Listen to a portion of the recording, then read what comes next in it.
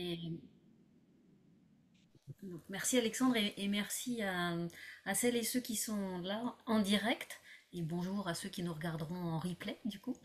Euh, euh, Vraiment merci de nous avoir invités. En plus, ça fait plaisir que ce meet-up reprenne parce que c'est vrai on a participé à plusieurs d'entre eux. Moi, j'en ai regardé beaucoup en replay aussi et j'ai toujours eu beaucoup de plaisir à suivre les thématiques de ce meet-up.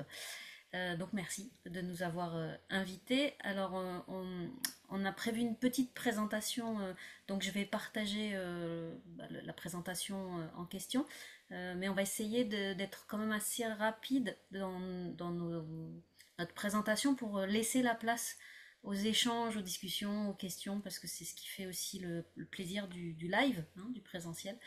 Donc je vais faire un petit partage d'écran, puis on va se présenter pour vous raconter qui on est pour ceux ou celles qui ne nous connaissent pas. Alors, il faut que je trouve... Voilà, il est là. Hop. Vous me dites si c'est bon pour vous. Vous C'est voyez bon. le document? Ok, Ouais, impeccable. super. Laurie, si tu veux bien te présenter le temps que j'organise mon écran. Très bien. Laurie Mézard, je conçois des formations. Je conçois des formations avec un focus particulier sur le développement du pouvoir d'agir et de l'autonomie dans les apprentissages. J'ai rencontré Ingrid il y a de ça 2 ans maintenant, euh, parce qu'on avait toutes les deux envie de monter une formation sur la pédagogie, euh, les pédagogies actives notamment. Et avec une belle complémentarité parce que Ingrid fait plutôt de la formation courte et elle a une expertise en ludopédagogie. Et moi, c'est plutôt de la formation longue, donc avec pas du tout les mêmes problématiques, mais les mêmes enjeux finalement d'engager les apprenants. Et voilà, donc on est assez complémentaires et on a monté du coup Thérapédagogia ensemble il y a 1 an et demi, je pense, 2 ans. Ça commence à passer un petit peu. Presque 2 ans, oui, maintenant. Et donc, de mon côté, je suis formatrice et pédagogue depuis très longtemps. Et effectivement, j'ai croisé la route de Laurie d'ailleurs sur ce meet-up, hein. C'est à l'occasion de ton intervention sur l'école 42 qu'après j'avais pris contact avec toi, Laurie, directement. Parce que moi, je suis passionnée de pédagogie. C'est quelque chose qui m'intéresse énormément, ce qui se passe en salle ou à distance, peu importe, mais qui se passe dans la relation avec l'apprenant et la question de comment on fait des formations qui transforment, qui activent un pouvoir d'agir. Je crois que Laurie et moi, on est toutes les deux assez convaincus qu'on a un rôle qui est vraiment important, en fait, qu'on est au sens sociétal, on n'est pas juste là pour faire des formations de 2 jours et s'en aller. On a toutes les deux, je crois, chevillé au corps que transmettre, c'est pas neutre et que développer l'autonomie, l'indépendance, le pouvoir d'agir et de se transformer des gens, c'est une mission importante et que donc il ne faut pas la négliger. D'où notre intérêt pour la thématique de l'engagement et quand Alexandre nous a proposé de réouvrir son meet-up en partant sur un retour d'expérience de la question de l'engagement, on s'est dit que c'était super de pouvoir vous partager ça, même si on n'a pas de vérité à énoncer, on a juste nos expériences et ce qu'on vit tous les jours. C'est pour ça qu'on privilégiera les échanges aussi avec vous.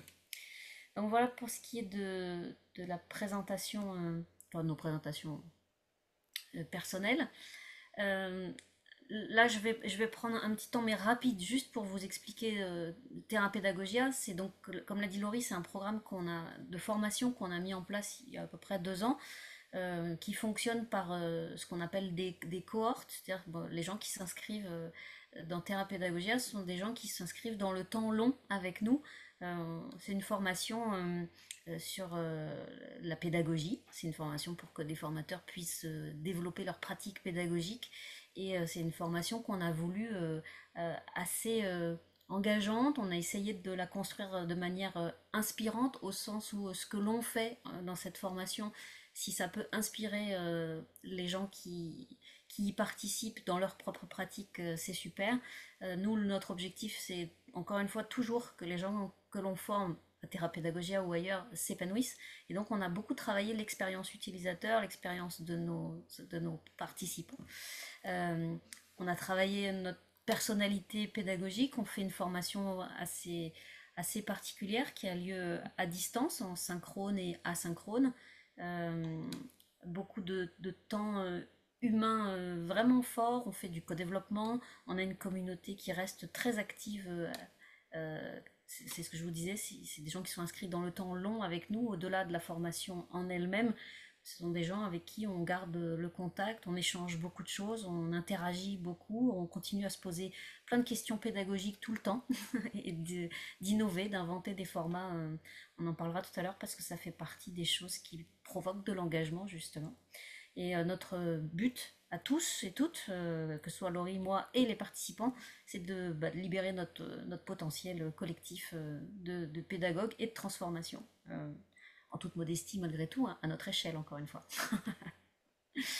Donc, Thérapédagogia, c'est un parcours où il y a un cadre théorique, ça reste une formation, il y a un cadre théorique avec des ressources qui sont mises à disposition de manière asynchrone, mais surtout beaucoup d'expériences à vivre avec nous en direct euh, pendant un temps qui dure environ 6 semaines selon les timings, qui sont assez intensives, très collectives, très participatives.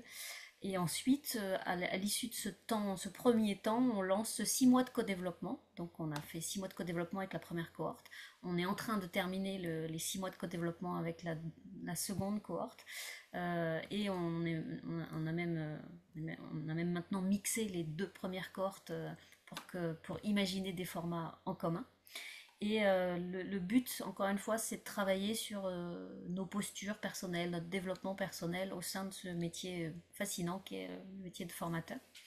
Donc on peut dire que comme ici, pour feedback, hein, on a essayé de créer une communauté de pratique, une communauté apprenante, une communauté qui a du plaisir à se retrouver, à échanger, à discuter, et qui donc nous nourrit dans un cercle assez vertueux. Voilà. Et c'est une formation qui a la particularité d'être ouverte à vie, c'est-à-dire que quelqu'un qui s'inscrit à Thérapédagogia est inscrit à vie, enfin tant que nous on l'est et qu'on maintient tout sur les serveurs. Chaque nouvelle cohorte, on prévoit des nouveautés et chaque personne peut évidemment profiter de ces nouveautés puisque pour nous la formation c'est un temps long et c'est une itération continue. Donc c'est pour ça qu'on a développé ce concept-là.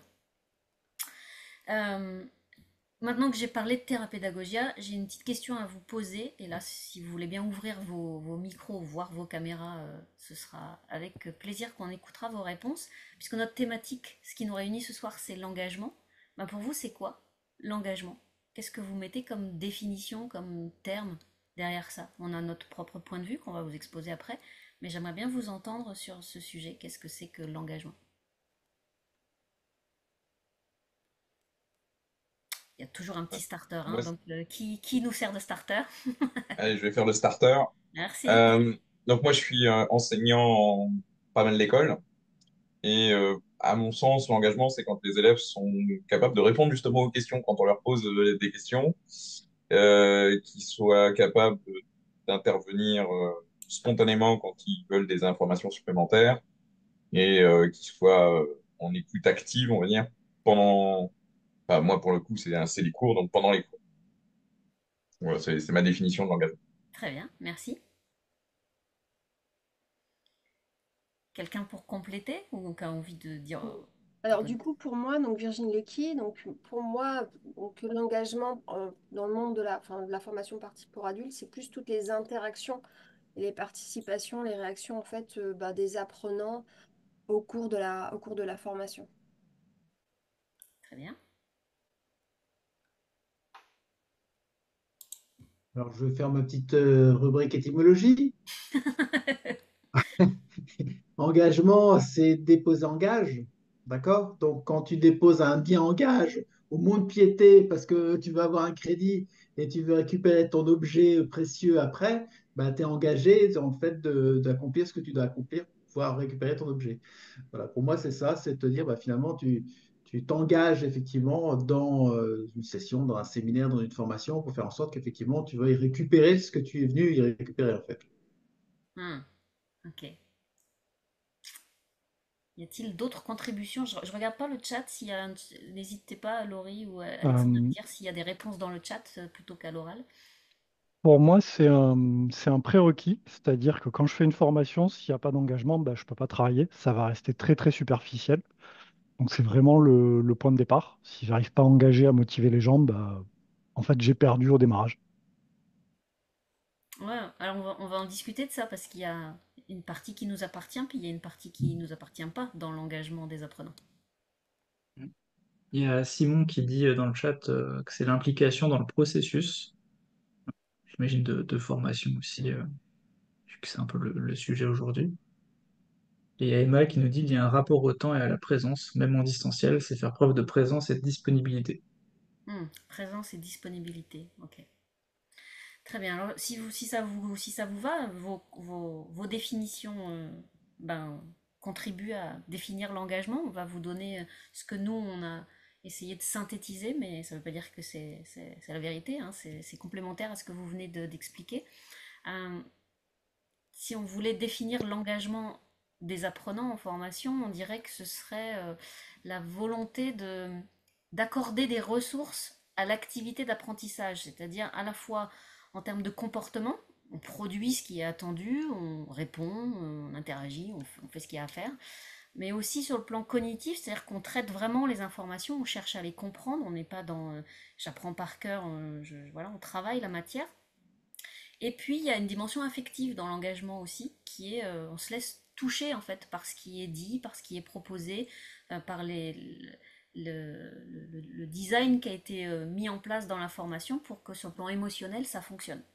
Donc on a mis ça. Alors encore une fois, vous réagissez comme vous voulez, quand vous voulez, si vous avez des choses à compléter ou si vous n'êtes pas d'accord avec quelque chose. Mais nous, on a mis ces trois aspects-là derrière l'engagement. La volonté d'accorder des ressources à l'activité d'apprentissage sur trois plans. Pour nous, il y a deux conditions à l'engagement. Je reviens sur le commentaire avec Sylvain. Il y a des choses qui nous appartiennent à nous, les formateurs ou les concepteurs pédagogiques, pour susciter cet engagement, pour l'entretenir, le maintenir dans le temps. Puis il y a ce qui appartient à l'apprenant en lui-même, sur lequel on ne peut pas vraiment agir. Il y a des gens qui viennent en formation avec plaisir et même délectation. Il y a des gens qui viennent contraints et forcés en formation, qui ne comprennent pas pourquoi on les y oblige d'ailleurs. Ça n'empêche pas qu'on arrive à les engager, mais ils peuvent arriver avec une motivation très faible, avec une capacité d'engagement comportemental et cognitif très faible. Enfin, tout est possible. Et il y a des choses, encore une fois, sur lesquelles nous, on peut agir, et des choses sur lesquelles on ne peut pas agir. D'ailleurs, on peut designer une expérience qu'on pense extraordinaire. Si en face, les gens ne souhaitent pas s'engager, ben parfois ça peut ne pas fonctionner. Bon, c'est pas notre cas à Thérapédagogia, parce que les gens qui viennent à Thérapédagogia ne viennent vraiment pas sous la contrainte, ils viennent par motivation pure. Donc ça ne. Mais bon, moi j'ai des expériences professionnelles de formation où les gens ne voulaient pas être là. Et donc la question de l'engagement, elle s'est assez vite posée et j'ai fait ma part, on va dire. Est-ce que vous avez des questions ou des remarques ou pour l'instant j'avance parce que je ne vous vois que partiellement hein, puisqu'on est en partage d'écran donc j'ai une limitation dans mes interactions avec vous. Euh, pour nous donc par rapport à la définition qu'on vient de poser sur l'engagement, on va dire que l'engagement qui est purement comportemental, c'est-à-dire interagir, faire le boulot qui est demandé, etc. C'est bien, c'est un début, mais en soi, il n'a pas vraiment beaucoup d'intérêt s'il n'y a que ça. Si c'est ok, je fais le boulot qu'on a demandé, et si elle me pose une question, je lui réponds, c'est pas forcément suffisant. Ce qui est important, c'est qu'il y ait les trois en fait, que les trois éléments soient réunis, l'engagement cognitif aussi, puis l'engagement affectif. Et en l'occurrence, il faut que l'engagement affectif il soit congruent avec l'objet d'apprentissage. Sinon, en fait, on va comment dire, va brouiller l'apprentissage en dirigeant l'attention sur ah, on a passé un bon moment ensemble, c'était super, plutôt que sur des objectifs d'apprentissage sur lesquels on est quand même censé avancer collectivement. Et je parlais de motivation tout à l'heure, je disais qu'il y avait des gens qui arrivaient en formation avec zéro motivation, parce qu'on les a mis là, ils n'ont pas choisi d'être là. Euh, mais en l'occurrence, donc c'est un facteur aidant pour moi dans la notion d'engagement. La motivation est un facteur aidant, mais c'est pas obligatoire. C'est-à-dire qu'encore une fois, on peut avoir des gens non motivés, mais suffisamment disciplinés, bien élevés et empathiques pour faire ce qu'on leur demande. Au moins sur le plan comportemental, on va dire. Par contre, la motivation, elle va jouer énormément sur l'aspect émotionnel et du coup la persistance dans l'effort et les interactions avec les formateurs, etc. Je jette un œil, ce que je vais laisser Ju- Laurie continuer, mais je Justement, jette un œil sur le chat quand même. Oui. justement, il y avait Emma juste avant qui demandait si tout ça était connecté aux motivations intrinsèques et extrinsèques. Et, euh, et du coup, justement, bah, je répondais dans le chat et j'ai pas encore lu ce qu'a mis Laurie, mais que potentiellement, ce qui est pire, c'est pas forcément la motivation extrinsèque à suivre une formation, à s'engager, mais carrément justement l'absence de motivation qui peut être vraiment problématique. Et du coup, justement, voilà, vu que tu réagis sur le fait que la motivation n'est pas forcément nécessaire si les apprenants sont un peu empathiques, disciplinés, etc. Je trouve ça intéressant. Et du coup, Laurie, si tu veux réagir par rapport à ce que tu as mis dans le chat aussi sur le sujet. Ouais, je disais, parce que la motivation, finalement, elle détermine, euh, j'ai presque envie de dire l'engagement initial, c'est-à-dire l'attitude avec laquelle tu es prêt à arriver et à t'investir. Mais après, si l'expérience d'apprentissage, elle est très plate, par exemple, qu'il n'y a aucun rythme et qu'il n'y a rien qui vient soutenir la captation de l'attention, bah, ça peut être très dur, même pour quelqu'un de très motivé, de s'accrocher jusqu'au bout. C'est un peu le...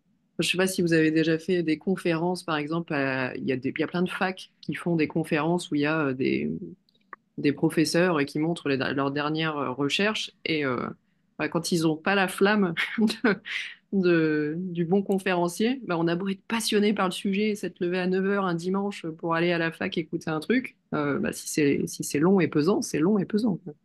Mm, mm. Et d'ailleurs, ça nous est à tous arrivé, je pense, d'être motivé, comme tu viens de le dire, pour aller voir un truc et puis que ça retombe immédiatement parce que bah, l'expérience qu'on nous propose ne fonctionne pas. Et à l'inverse aussi d'être voilà, attiré par quelqu'un en lui disant bon ok je viens mais franchement c'est parce que c'est toi mais ça me motive pas, j'ai pas envie, là il fait chaud, j'ai plus envie d'un apéro à 18h52 et en fait on se retrouve face à une expérience qu'on n'attendait pas et qui nous embarque d'un coup et qui va faire qu'on va avoir un taux d'engagement bien plus élevé que ce qu'on avait imaginé au départ en arrivant. Donc c'est pour ça que je dis il y a des éléments sur lesquels on, on peut agir et d'autres sur lesquels on peut pas agir. Voilà. Je te laisse poursuivre, Laurie. Ouais. Et donc, sachant qu'on a ces trois types, enfin qu'on a identifié ces trois types d'engagement. Donc l'engagement comportemental, c'est produire le comportement attendu qui est des interactions. L'engagement affectif, c'est se laisser transformer, se laisser les émotions, s'autoriser à vivre les émotions pleinement avec les autres apprenants et le formateur ou la formatrice. Et l'engagement cognitif, ça va être vraiment d'aller mâcher et travailler la matière pour lui donner un sens personnel. Et ce qu'on va chercher à faire pour avoir une formation vraiment engageante, du coup, c'est aligner ces trois types d'engagement. C'est d'avoir les trois en même temps qui sont tournés vers l'objet d'apprentissage. Donc, on va regarder des petits exemples et je vais laisser voilà, Ingrid me guider à travers les slides.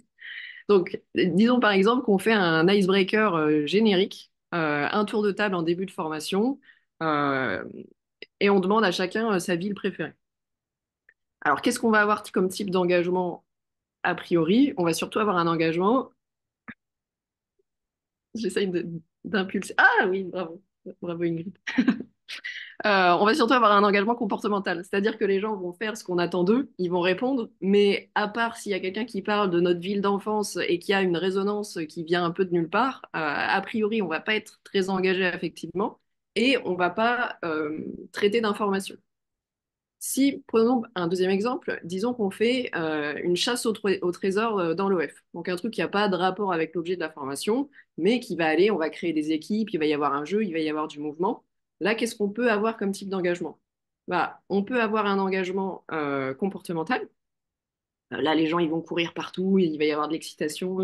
On va avoir un engagement affectif aussi qui est lié justement à cette activité, bah, peut-être un peu de compétition, d'interaction avec les autres, de résolution de problèmes, de petits problèmes en groupe. Donc, on va avoir un engagement affectif, mais on va pas être en train de réfléchir à l'objet de la formation. Donc, finalement, on va générer des émotions, du mouvement et tout, mais on ne contribue pas à l'objet de la formation. Un dernier exemple qu'on peut prendre, c'est si on fait par exemple un escape game en lien avec l'objet de formation. Je vous donne un exemple. Une formation en cybersécurité, on fait un escape game où ils doivent aller regarder dans des fichiers corrompus, trouver le code pour passer à l'exercice suivant, où ils doivent euh, contenir un virus qui est sur un ordinateur ou j'en sais rien.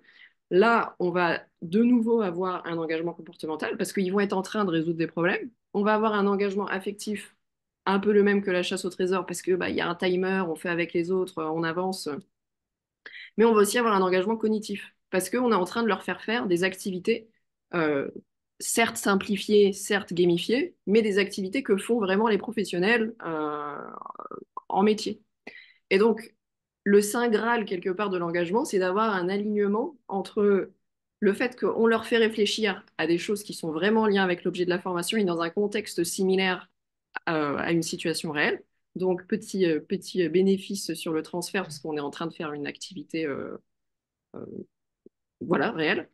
On a quand même l'engagement comportemental, parce qu'ils font ce dont on a besoin, et on a en plus le fait de le faire avec les autres, donc de mâcher les concepts avec les autres, d'être en conflit socio-cognitif avec les autres et tout, et de partager bah, la joie et toutes les émotions qui sont en train de naître de la mécanique de l'escape game.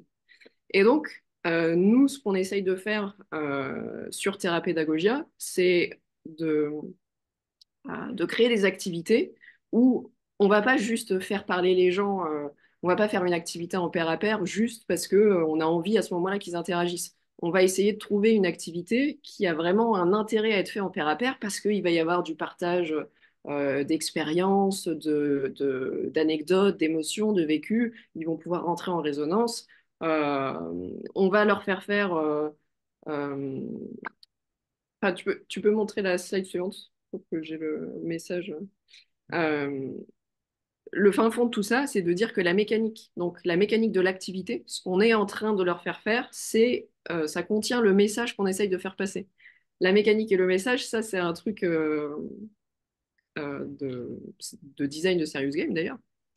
Euh, et je fais un petit big up à Aurélien Lefrançois, dont j'ai suivi la formation en game design et qui m'a appris ce petit mantra. Le but, c'est de mettre en place une activité qui va porter émotionnellement et cognitivement tous les messages qu'on cherche à faire passer. Donc, si je suis étudiant en cybersécurité, bah, les émotions que je veux créer, c'est oh, comment je contiens un virus, oh mon Dieu, il y a une intrusion, je dois réagir extrêmement rapidement. Bah, hop, alors, on va du coup mailler à la fois le contenu de la formation parce qu'ils sont en train de résoudre des problèmes pertinents pour le métier, et en même temps, on va aller mailler des émotions qui ressemblent à des émotions de situation réelle. Donc, sur thérapie. Alors, je crois que c'est. Ouais, c'est à toi, Ingrid, maintenant. J'allais sauter trop vite. Donc je prends le relais, mais ça reste un continuum de conversation et j'ai regardé ce que vous écriviez dans le chat. Je savais, Stéphane, que tu allais réagir. Je savais, je l'avais dit à Laurie, je l'avais parié. Mais je suis d'accord avec ce que tu as écrit. On est assez raccord avec toi là-dessus. Euh, donc au-delà de ce que vient d'expliquer Laurie, pour qu'on puisse avancer et ensuite surtout interagir avec vous, nous ce qu'on on considère, c'est que l'expérience, en fait, l'expérience qui va permettre cet engagement dont vient de parler Laurie, hein, où on va avoir un engagement à la fois cognitif, comportemental, émotionnel, etc. Quelque part, ça commence pour nous dès le marketing. C'est pas un terme que j'aime particulièrement, le marketing.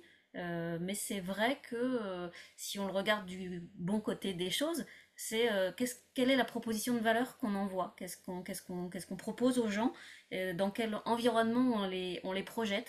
Et du coup, nous, on a essayé, alors je dis pas qu'on est excellente là-dessus, mais on a essayé dans le marketing de thérapédagogie de faire sentir ça aux gens, de dire aux gens, bah, venez, vous allez participer à une formation qu'on a cherché à rendre euh, interactive, inspirante, qui est collée à vos besoins, qui est collée à vous tout court d'ailleurs, parce qu'on est hyper réactive, on est beaucoup dans l'échange, etc. Et on veut que ça se ressente. Donc l'engagement en formation, quelque part, il démarre au début. Qu'est-ce qui fait que je vais repérer Alexandre, Laurie, Stéphane, Eva, tous les gens qui sont là et que je me dis, ah, ça a l'air bien leur formation.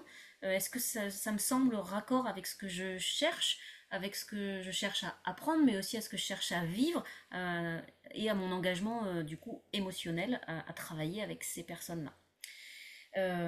Et puis après, euh, vont arriver les premières personnes qui vont s'inscrire à la formation. Et là, on ne dira jamais assez, parce que c'est aussi vrai de la formation que d'une entreprise, hein, d'un recrutement. L'onboarding, c'est hyper important.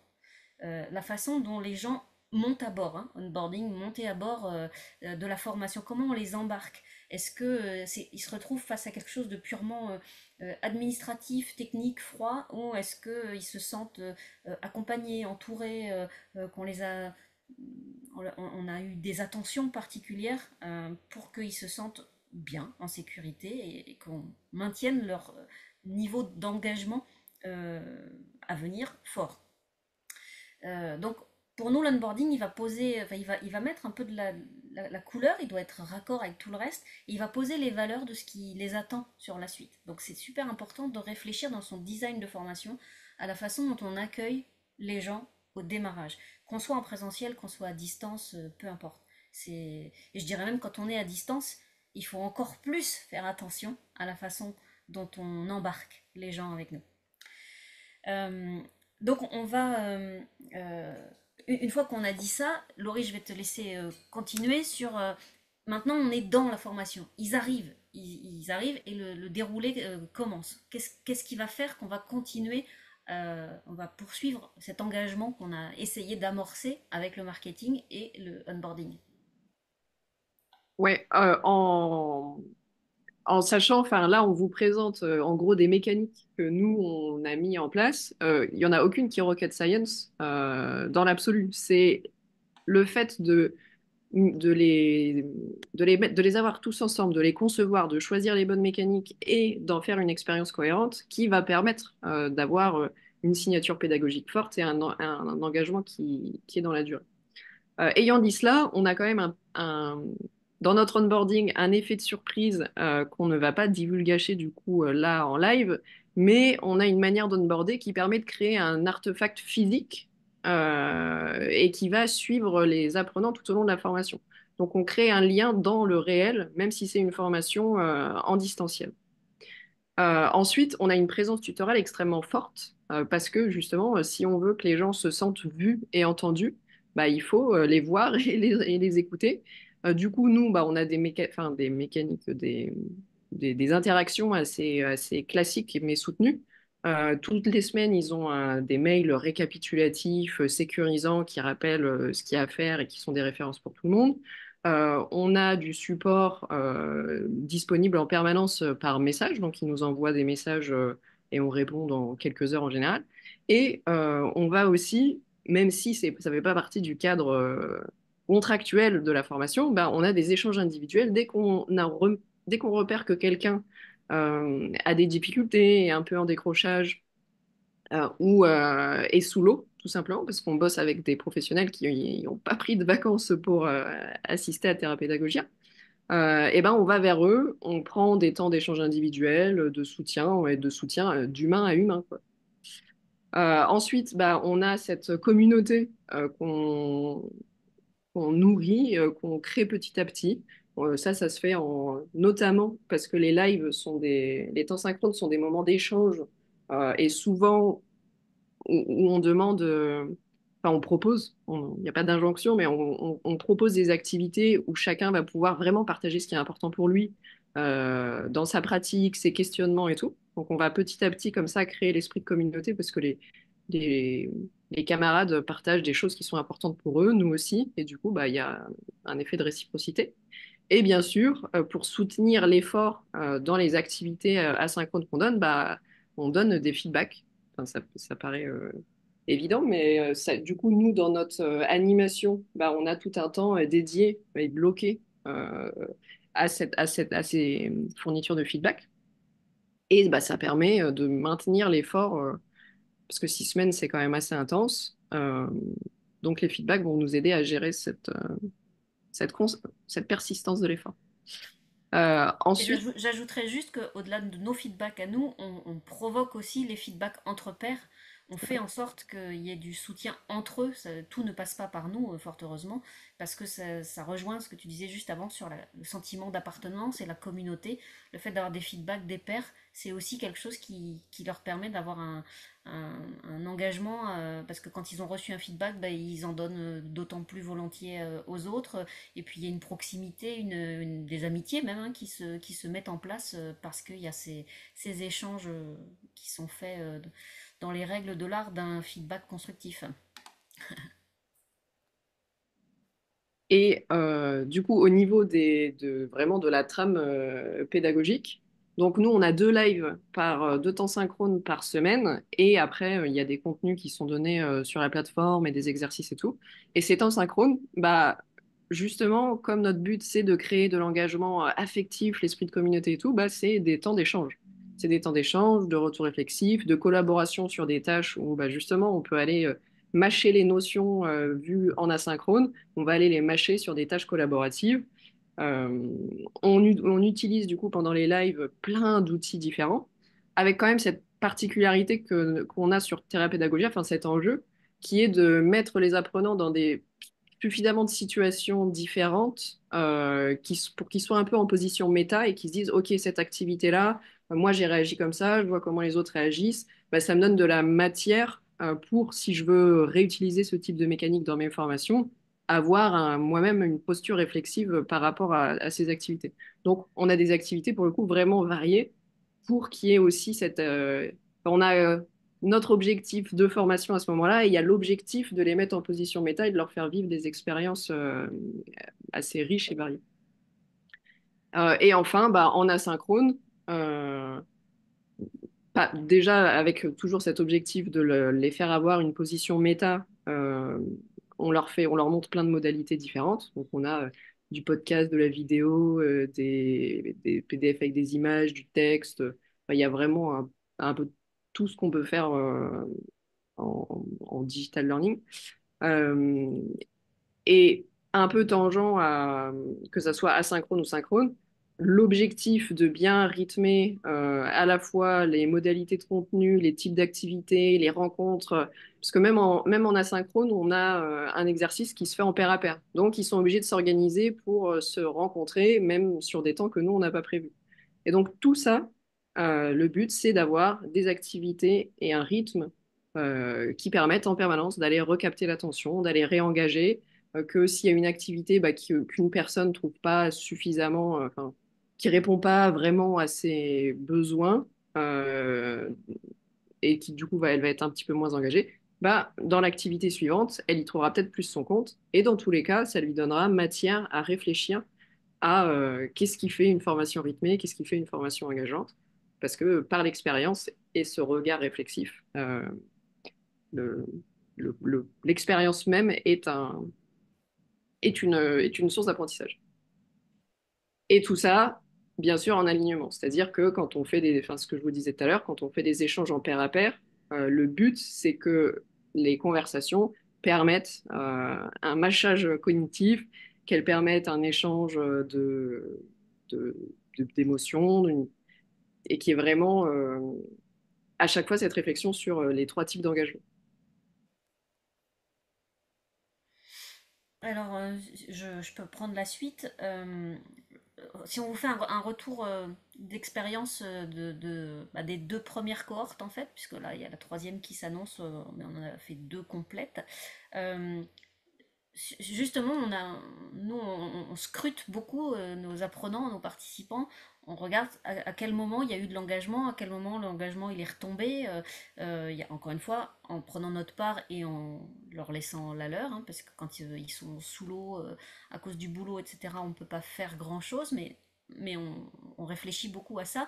Et donc on s'est dit, bah, par exemple, le projet final qu'ils doivent rendre pour aller au bout de la formation, bah, on l'a passé en mode fil rouge parce qu'on s'est aperçu que c'était plus facile pour eux et même pour nous finalement de les accompagner dans le processus et donc de les maintenir avec un haut taux d'engagement par rapport à ce projet final. Rien ne les oblige à le rendre ce projet final. Si c'est des adultes, tous consentants pour être là, il n'y a pas de certif à la clé.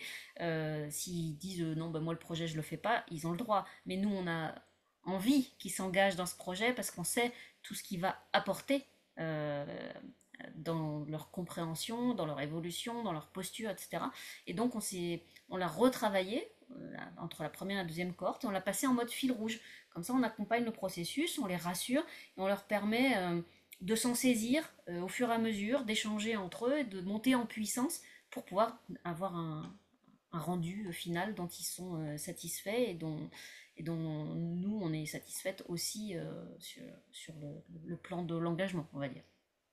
Oui, parce que Euh, du coup, juste pour préciser, c'est qu'au début, il y avait les 5 semaines de formation et après, on laissait 3 semaines pour faire le projet final qui était tutoré. Donc, on donnait des conseils au fil de l'eau dès que les apprenants avaient avancé sur les différentes étapes du projet. Mais en fait, ces 3 semaines de tutorat individuel sans l'esprit de communauté et sans le cadre des lives, c'est là qu'on s'est rendu compte que finalement, ça aidait pas l'engagement des apprenants. Alors, il y avait notre attention individuelle, mais bah, quelque part, l'attention individuelle, elle suffisait pas. Il fallait aussi l'esprit de communauté et d'être porté par le rythme de la formation pour donner les chances à tout le monde de vraiment s'engager dans ce projet final. Donc, c'est pour ça qu'on l'a translaté vraiment sur la période de formation. Et si on vous dit ça, c'est bien pour vous montrer qu'on n'a pas, on n'a pas la science infuse, hein. On avait designé une première version de Terra Pédagogia, on avait pensé faire le mieux possible pour, pour avoir un taux d'adhésion, d'engagement, de motivation haut. Et puis, bah, on a appris aussi avec eux. Alors, on a l'avantage d'avoir une communauté extrêmement bienveillante, soutenante et participative, mais on s'est dit entre la 1 et la 2, on va faire évoluer le projet. Et puis, bah, on verra à la V3 s'il y a des choses, si ça fonctionne mieux. On a encore modifié des choses. euh, parce que malgré tout, il y a aussi une variable humaine, heureusement d'ailleurs, qui fait qu'il y a des choses qui fonctionnent avec un groupe qui vont moins bien fonctionner avec un autre. Mais en tout cas, c'est euh, c'est vraiment important d'analyser ce qui se passe et de prendre ce qui nous appartient, nous en tant que concepteurs, en tant que formateurs, en tant qu'animateurs de la formation, quand on sent que l'engagement il n'est pas à la hauteur de ce qu'on avait essayé de designer en tout cas. Dans les autres retours d'expérience qu'on peut vous faire, on avait donc une première cohorte, puis une deuxième cohorte qui était séparée. Euh, Là, pour le coup, pour des raisons aussi techniques et d'apprentissage, de rythme, de temps, etc. Et puis en fait, on s'est dit, à leur demande et un peu à la nôtre aussi, mais en fait, ce serait sympa de les réunir, ces deux cohortes, parce qu'ils ont plein de choses à partager ensemble. Ce sont des gens qui adorent parler formation, qui adorent parler pédagogie, qui adorent parler ludopédagogie, etc. Donc, il y a moyen quand même, certainement, de les réunir. Et donc, on a fait un premier test où on les a invités à venir. Bon voilà, pour vous dire à quel point on a un bon taux d'engagement comportemental, ils étaient plus de 80% présents. Et ça s'est transformé nous on a fait on leur a proposé un format particulier. Et puis à la fin, ils étaient tellement enthousiastes qu'ils nous ont dit, ils ont appelé ça une papote pédagogique. Et ils ont dit, mais du coup, on en veut d'autres, nous, des papotes pédagogiques. Il faudrait plus de temps. Donc, il faut que vous nous organisiez ça à partir de septembre. Là, de temps en temps, vous nous réunissez, on fait des papotes pédagogiques. En fait, on leur donne un cas pratique, quelque chose qui nous est arrivé, ou c'est une situation, et on en débat, et on discute. Qu'est-ce que vous auriez fait? Qu'est-ce que nous, on a fait? pourquoi ça a marché, pourquoi ça n'a pas marché, etc. Et donc, ça prouve quand même qu'ils ont envie et qu'ils sont un engagement aussi affectif parce que c'est eux qui demandent maintenant à ce qu'on les réunisse en fait. Et pourtant, Dieu sait qu'on a tous des emplois du temps complexes. Voilà. Donc voilà, et si vous voulez qu'on y revienne, on y reviendra, mais on a des témoignages de gens qui ont fait Terra Pédagogia et qui, avec plaisir, ont communiqué sur le fait, enfin, sur leur participation. J'en ai gardé deux, je vais pas m'étendre dessus, mais j'en ai gardé deux parce que ce qu'elles racontent, c'est justement ce travail qu'on a fait sur le fait qu'elles se sentent bien et qu'elles puissent être engagées et qu'on fait très attention à la relation en fait avec elles. Voilà, en gros, on a dressé un portrait à partir de ce que nous on a fait et vécu à Terra Pédagogia, de ce qu'on pense être des mécaniques activables pour susciter l'engagement avec des gens qui viennent en formation, dans notre cas de leur plein gré, mais comme je vous l'ai dit, j'ai aussi travaillé sur du design de formation avec des gens qui n'avaient pas envie d'être là et qu'on arrive à engager quand même. Maintenant, on a surtout super envie de vous écouter, d'entendre vos questions et pourquoi pas vos retours d'expérience aussi. Si j'imagine que parmi vous, il y en a pas mal qui testent des choses et qui ont sûrement des bonnes astuces à partager avec tout le monde. Donc je vais arrêter le partage d'écran pour vous retrouver en format paysage complet. Ouais, Sylvain? Ouais, moi, j'ai une question sur le suivi et l'intégration des feedbacks. C'est-à-dire que quand on donne un feedback, en général, l'étape d'après, c'est de vérifier comment il a été reçu et intégré. C'est-à-dire qu'il faut vérifier qu'après, il y a un changement, soit dans les productions, soit dans les comportements. Et quand on est sur des formats de cohorte comme les vôtres, le feedback il est complètement éclaté. C'est-à-dire qu'il peut y avoir un feedback synchrone. J'ai une séance Zoom, je lui dis tu pourrais faire ça. Il peut y avoir du feedback sur le LMS. Par exemple, les participants sont reçus Airbnb. Il y a un commentaire dans le chat ou il y a une évaluation pair à pair avec un retour des participants. Ça peut être sur l'outil de communauté, sur un Slack, un WhatsApp, un Discord. Ça peut être par mail. Donc il y en a un peu partout. Il y en a qui sont faits par les encadrants. Si on a plusieurs, il faut être au courant des feedbacks que les autres ont fait. Il y en a qui sont faits de pair à pair qu'on ne voit pas d'ailleurs toujours. Par exemple, si les apprenants ils sont sur un Slack, ils peuvent discuter entre eux et on n'est pas au courant. Et donc, du coup, comment on fait pour gérer un peu cet éparpillement des feedbacks? Un peu avoir une vue d'ensemble. Et ensuite, dans une deuxième étape, vérifier qu'il y a eu une action sur ces feedbacks, que les gens ont réagi, en ont fait quelque chose. Alors, par rapport à la première partie de ta question, il y a la plateforme Airbnb en fait, effectivement, et il y a un WhatsApp de la cohorte. Maintenant, il y a un WhatsApp qui réunit les deux cohortes, mais au moment où ils rentrent en formation, ils ont le WhatsApp de leur cohorte à eux. Donc en fait, il n'y a pas grand-chose qui nous échappe dans les feedbacks, puisque ce qu'ils mettent sur la plateforme, on le voit, et ce qu'ils mettent sur le WhatsApp, on le voit aussi. Après, s'ils se font des feedbacks entre eux lors d'un moment asynchrone, euh, s'il y avait quelque chose qui se passait mal, on le saurait. Enfin, je veux dire, ils reviendraient vers nous pour nous dire que le feedback, il n'était pas constructif. Enfin, j'imagine que c'était ça ton hypothèse, hein, mais bon, là, en l'occurrence, c'est vraiment pas arrivé dans notre, dans nos cohortes, parce que comme je vous l'ai dit, on n'a que des gens super. C'est vrai, hein, parce qu'on a des gens ils savent pourquoi ils s'inscrivent là, et ils savent aussi faire des feedbacks, mais donc c'est pas compliqué. Mais effectivement, tu as raison, c'est éclaté au sens où ça peut arriver en pair à pair, ça peut arriver entre eux et nous en conversation individuelle, mais sur la plateforme malgré tout, Hmm. ou sur le WhatsApp, il n'y a pas vraiment de choses qui sont dans la nature et qui nous échappent. Pour la deuxième partie de ta question sur comment on mesure dans le temps, bah justement le fait que on se fait des papotes pédagogiques, qu'on a une communauté engagée qui discute sur le WhatsApp, etc. Ça nous permet quand même d'avoir ça. Alors, c'est pas forcément formalisé pour tout le monde, mais ça nous permet d'avoir ça. Il y a des gens qui viennent sur le WhatsApp, dans nos participants, qui disent tiens, j'ai fait ça, je voulais vous le partager parce que voilà, on a des grandes conversations en ce moment sur l'intelligence artificielle en formation. Voilà. Et du coup, il y a des gens qui viennent partager ça. Donc, c'est du long terme et le changement, ça demande du temps de toute façon. Donc, c'est des choses qu'on mesure. C'est aussi pour ça qu'avec Laurie, on a eu envie de ce temps long et de proposer ce format assez atypique parce qu'il y a des choses qui ne se décantent pas tout de suite. Et puis, il y a des choses, moi, à titre personnel, là, bon, je suis toulousaine, mais je suis montée à Paris il n'y a pas très très longtemps. Comme j'étais à Paris, j'en ai profité pour aller manger avec une des participantes qui est parisienne et que je n'avais jamais vue en vrai, et bien pendant le repas, elle m'a fait plein de feedback finalement en me disant tu sais que j'ai testé ça là, on avait parlé dans Thérapie Pédagogia, mais ça va hyper bien marcher, ah j'étais contente de moi. Bon voilà, c'est des choses que je mesure et Laurie aussi, elle a des interactions voilà, avec Aurélien, etc., qu'on mesure au fil de l'eau en fait. Je ne sais pas si j'ai répondu vraiment à ta question, mais j'ai essayé. Sur la notion, enfin sur l'intégration des... Parce que c'est moi ce que j'entends dans ta question, Sylvain, c'est comment on fait pour mesurer vraiment la progression et Mm. l'acquisition quand les feedbacks sont complètement éclatés.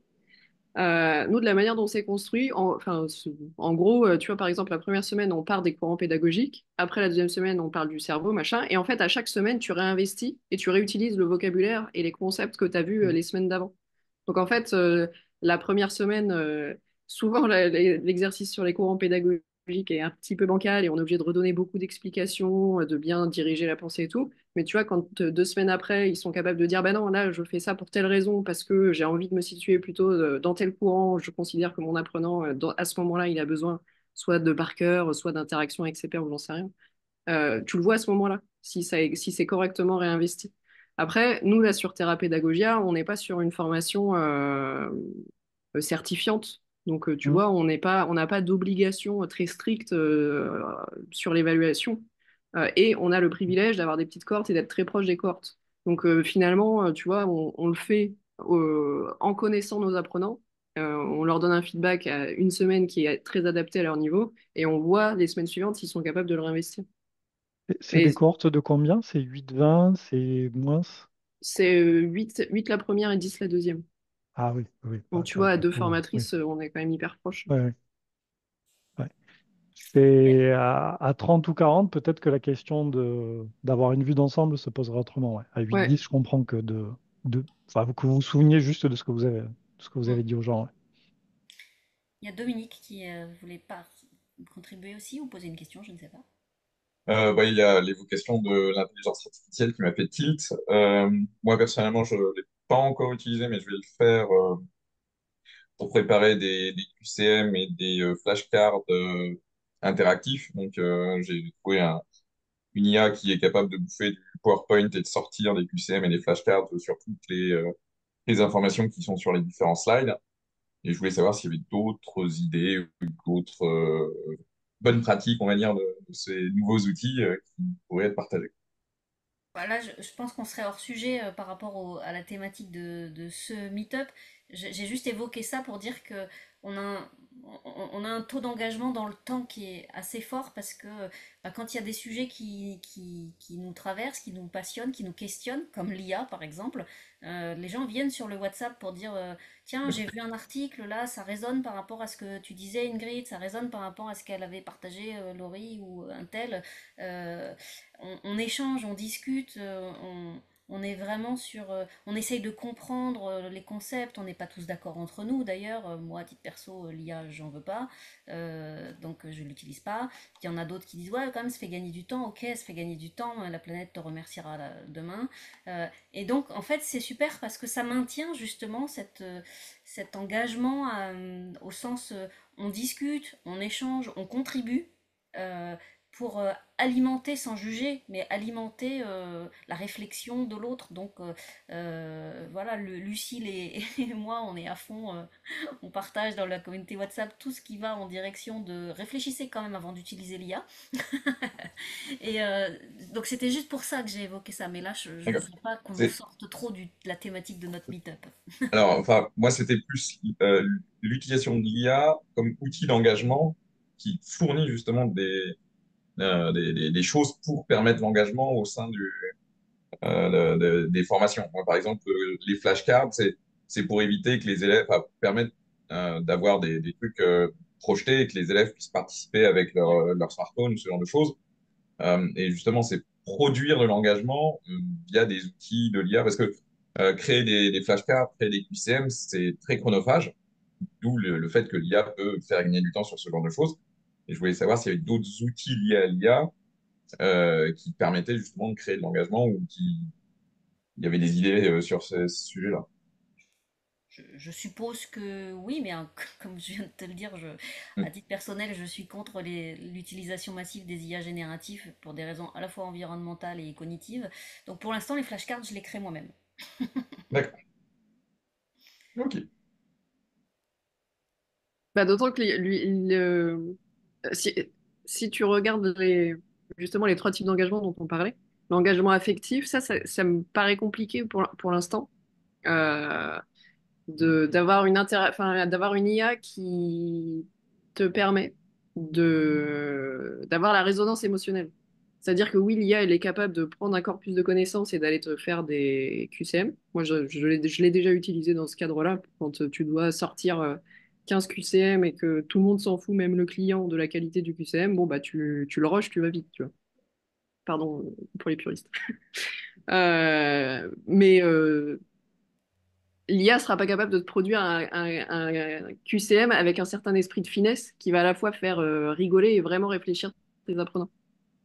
Tu vois, donc c'est capable de faire un truc qui répond à l'engagement cognitif, voire comportemental. Allez, question-réponse, machin. Mais elle va pas réussir, à moins que je me trompe, mais elle va pas réussir à créer l'engagement émotionnel, la résonance et tout ça. Donc moi, je l'utilise assez peu. Je l'utilise quand sur des tâches vraiment à faible valeur ajoutée. Mais je l'utilise pas dans la gestion de l'expérience d'apprentissage parce que ça, j'ai l'impression d'avoir besoin de mon compas émotionnel à moi et de pouvoir me représenter ce que vont vivre les apprenants pour réussir à produire une expérience qui va faire mouche. Alors, Pour ouais, compléter un peu ce que dit Laurie, moi je fais un peu de formation de temps en temps sur des questions de gamification et du coup, ça m'arrive de créer des outils que je vais utiliser en formation avec des questions d'IA, notamment pour avoir des visuels qui soient un peu plus personnalisés à mon besoin. Du coup, pour ça, il y a différents outils qui font de la génération de visuels. Mais en soi, pour moi, l'IA dans ces cadres-là, en fait, ça permet surtout de gagner du temps. Et c'est pas eux en eux-mêmes qui font de l'engagement. C'est l'outil ludique est engageant s'il est bien conçu. Moi, je gagne du temps sur l'illustration plutôt que de faire quelque chose qui me prendrait beaucoup plus de temps autrement. Mais finalement, l'engagement, c'est vraiment plus l'outil qu'on a imaginé, c'est un QCM bien fait, des choses comme ça, plutôt que, plutôt que l'IA en elle-même. Et je suis assez d'accord avec ce que met Stéphane dans le chat. Une façon de gagner du temps et de faire en sorte que ce soit engageant et peut-être plus efficace aussi, notamment dans des contextes de formation, c'est d'inciter du coup les apprenants à créer eux-mêmes leurs outils et du coup, c'est vrai que c'est quelque chose qui fonctionne assez bien, je trouve. effectivement, moi, ce que je voyais plus, c'était les QCM servaient uniquement pour les notes, puisque moi, je suis prof, donc je dois avoir des notes et ça permet d'avoir une banque de données assez rapide. Et les flashcards permettent, et à ce moment-là, c'est à l'apprenant, à l'intervenant de faire le show, entre guillemets, c'est-à-dire on flash pas simplement les cartes, mais on participe enfin, on les habille, entre guillemets, oralement. Et c'est là où on crée l'affectif avec entre guillemets, le public qui est plus, on est plus dans l'invitation à la participation via une prestation scénique, entre guillemets. Et ça nous fournit des outils. Et l'IA est simplement un outil parmi les autres pour créer du contenu pour ces étudiants. Enfin, c'est comme ça que je le vois. Est-ce qu'il y a d'autres questions? Parce qu'on approche de la fin, il y a déjà Valérie qui nous a quittés et on est hyper ouverte à la discussion, mais on ne veut pas non plus vous retenir par rapport à vos obligations. Est-ce qu'il y a d'autres questions ou témoignages ou envie de partager quelque chose autour de ce sujet? Est-ce que vous avez, ça a résonné pour vous ce qu'on a raconté? Est-ce que vous avez envie d'échanger avec nous encore là-dessus?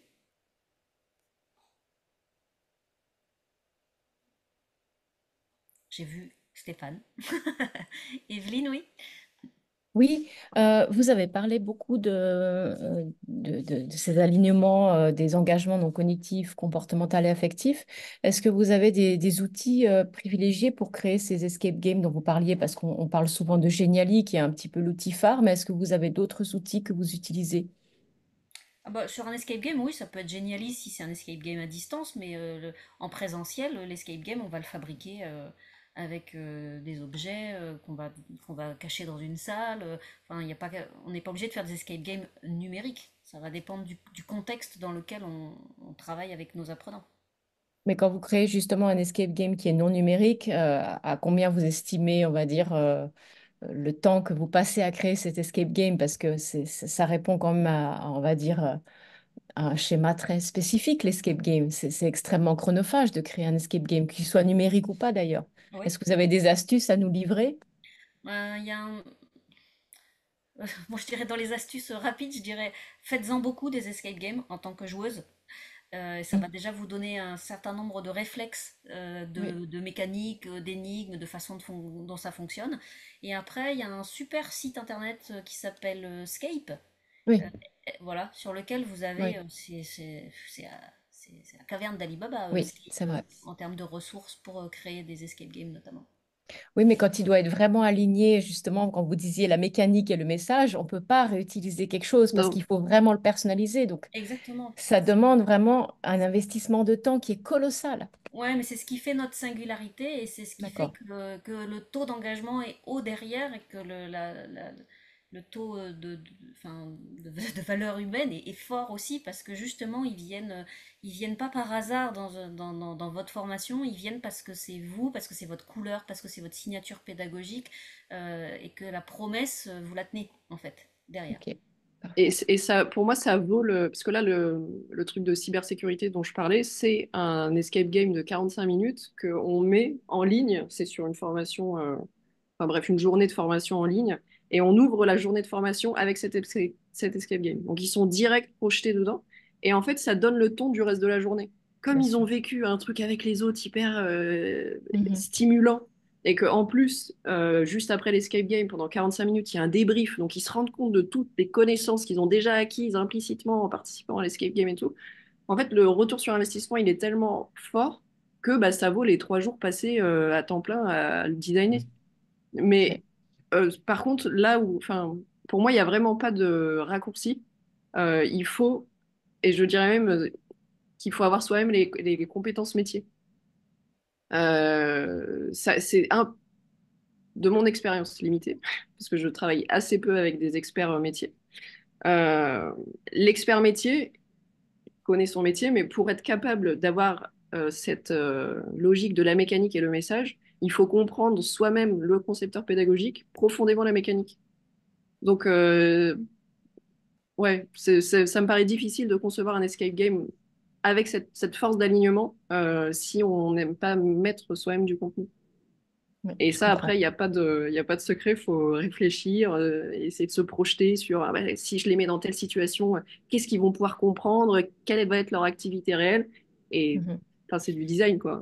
On se Oui. pose plein de questions Et et on finit par converger sur Comme un l'a truc. dit Mhm. rapidement Laurie tout à l'heure, mais bon, encore une fois, c'est pas le sujet de ce meet-up-là, mais pourquoi pas on en refera un. Il faut que d'accord. la mécanique corresponde à l'objectif pédagogique. Donc, de toute façon, vous avez déjà un premier travail essentiel sur les objectifs pédagogiques, hein, sur un escape game pédagogique. Il n'est pédagogique que s'il répond à des objectifs. Et après, aller chercher des mécaniques de jeu qui vont leur permettre de prendre conscience. Et puis, évidemment, le débrief permettra d'aller passer ce qui est peut-être pas tout à fait conscientisé à l'aspect conscient une fois qu'ils ont terminé, qu'ils aient gagné ou pas d'ailleurs, peu importe. L'objectif, c'est qu'on les ait fait passer par des étapes qui correspondent à des étapes pédagogiques en fait. Donc oui, c'est sûr Merci. que ça demande beaucoup de temps, mais le niveau d'engagement, c'est indiscutable. Il y a un écart énorme entre une notion qu'on va amener de manière plus théorique et une notion qu'on va amener de manière ludique, même si, et pourtant Dieu sait que j'aime jouer et faire jouer les gens, le jeu n'est qu'un outil parmi d'autres, hein. Il y a plein d'autres façons d'engager des gens. D'ailleurs, il y a des gens qui détestent jouer, donc ils vont vous dire, oh là là, c'est mal barré si on commence par un escape game. Euh, donc c'est pour ça qu'on disait que c'est hyper important d'avoir une variété de propositions pédagogiques, une variété de propositions de formats pour avoir un taux d'engagement correct, parce que peut-être que vous allez détester l'escape game de démarrage, par contre vous allez adorer une situation suivante qu'on va vous présenter, et pour d'autres ce sera l'inverse, et d'autres vont tout aimer, tout adorer et s'engager partout. On a des apprenants très différents, on est nous-mêmes des formateurs et formatrices très différents, donc il faut varier tout le temps. Pour moi, c'est ça le secret, hein, vraiment, de l'engagement. Merci beaucoup. Avec plaisir. Est-ce qu'on est arrivé au terme de notre, de notre meet-up? Eh Je regarde bien, ce que vous j'ai avez écrit dans l'impression, le moi, chat. qu'il y ait d'autres questions. Dans le chat, comme ça, on a aussi pour l'enregistrement sur le replay, il y avait du coup Cécilia qui précisait qu'effectivement, faire un escape game, ça s'improvise pas complètement. Ça nécessite du temps de conception, mais aussi des compétences. Et donc, c'est vrai que plus on a l'occasion d'en faire, plus on a l'occasion d'essayer d'en faire dans le sens en tant que participant, en tant que concepteur, bah forcément, plus facilement on va arriver à des résultats intéressants. Point d'attention que je noterais quand même, c'est quelque chose qui dans tous les cas va prendre du temps. Et du coup, effectivement, il y a quand même une logique de je conçois un escape game sur un sujet qui va être suffisamment intéressant à répéter ou va toucher suffisamment de personnes pour qu'on puisse justifier bah, le temps passé. Malheureusement, dans certains cas, on n'a pas le temps de personnaliser autant un moment pédagogique avec une escape game, mais il peut y avoir d'autres formats qui sont intéressants aussi. Et donc, il y avait Stéphane qui réagissait également, qui disait que le résultat de l'escape game, c'est de faire passer beaucoup de temps aux apprenants à résoudre des énigmes, mais non à apprendre. D'autant plus si l'expérience est minutée, on va encore plus se concentrer sur les énigmes. Effectivement, il faut toujours bien penser, et ça Ingrid l'a bien dit tout à l'heure, que l'escape game est pédagogique seulement si ça a été pensé pour, et donc une façon de vérifier que c'est le cas, bah, c'est aussi de tester l'escape game avec des participants et vérifier après coup qu'ils aient bien intégré les éléments qu'on avait envie qu'ils intègrent. Et donc c'est vrai que de certaines expériences peuvent être très fun et très sympa à faire, mais finalement ne pas porter leur flot au niveau pédagogique, et c'est dommage. Et ça, c'est un équilibre très difficile, je trouve, justement, à avoir et qui nécessite à la fois de la pratique, mais aussi justement de l'itération. Comme le disait Ingrid et Laurie, avec Terra Pédagogia, elles ont fait une première version qui a très bien fonctionné avec la première cohorte. Ça n'empêche pas que bah, on a envie d'améliorer au fur et à mesure. Donc pour un escape game, c'est pareil. Faut se dire que on teste et on améliore jusqu'à ce que le résultat soit suffisamment intéressant pour ensuite bah, voilà, le diffuser plus largement. Et on se met pas non plus un objectif inatteignable. Il y a des gens qu'on embarquera à jamais. Bon, c'est pas arrivé dans Terra Pédagogique, mais dans d'autres circonstances. Et ça arrive, c'est possible aussi. Pour moi, on a une obligation de moyens, plus difficilement une obligation de résultat. Parce qu'il y a encore une fois des choses qui ne nous appartiennent pas, et qu'il y a des gens qui arrivent dans des contextes de formation qui sont quand même particulièrement compliqués pour qu'on puisse leur demander et d'être motivés et d'être engagés. Voilà. Donc il faut aussi savoir faire le deuil de ça. Si on a fait sa part et qu'on s'est dit j'ai designé ma formation pour essayer de le susciter au maximum et que ça ne réagit pas en face, bon, c'est pas forcément toujours de notre faute à nous. En tout cas, merci beaucoup à ceux qui sont venus en direct et qui ont posé des questions et interagi dans le chat. C'était très sympa et on était très contente avec Laurie de revenir dans ce meet-up. Merci beaucoup Alexandre pour ton invitation. Merci à vous deux pour la présentation. Merci à tous d'être venus et d'avoir interagi avec nous. Si vous avez envie d'échanger avec Laurie et Ingrid, vous pouvez les contacter sur LinkedIn. J'ai mis un peu plus haut aussi le lien vers Terra Pédagogia, parce que du coup, il y a une nouvelle promo qui est en train de se monter pour novembre. Si vous êtes intéressé, n'hésitez pas à les contacter directement pour en savoir plus. Et peut-être à bientôt pour un autre meet-up. Je pense que le prochain, ce sera plutôt vers la rentrée, vu qu'il va y avoir l'été, etc. On l'attend Donc avec voilà, impatience. merci à tous. Et puis à bientôt. À bientôt. Merci, À à bientôt. bientôt. Merci à Merci. tout le monde.